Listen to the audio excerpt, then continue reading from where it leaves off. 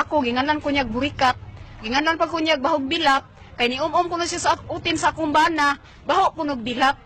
Nya, ako kuno bana, dili ko ganahan mo tupad nako, kay nanimaho na kuno kong bilak. Yang ako pong anak kawatan. Iingon pag sa pag-istorya, iya ko numing ipapusil, ipapatay ko numing kaming duha.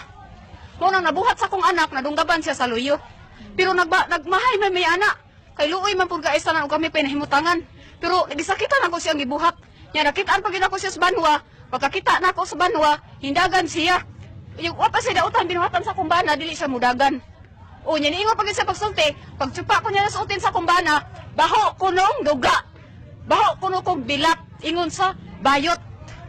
Ma'am, dugay na mo nga kanang... Kisakitan ko siyang gibuhat nako. Ma'am, dugay na mo kaaway ani niya? Pag-upa, niingon siya pagsulti nako, na ako kuno, pagsupa ko niya sa utin sa kumbana, baho kuno kog bilak. Ang ako kuno bana, dili kuno ganahan ako mutupad, kay nanimaho na kuno ko. Unya, kawatan pa dyan kuno akong anak, iya kuno kong ipapatay, iya kuno kong ipapusil sa mga tao. Ma'am, tinuod ma'am na ikaw ay nagsugo sa imong anak na... Pangutan ang akong anak, kana. Pero sa imo nga ma'am, Wa, dyan ko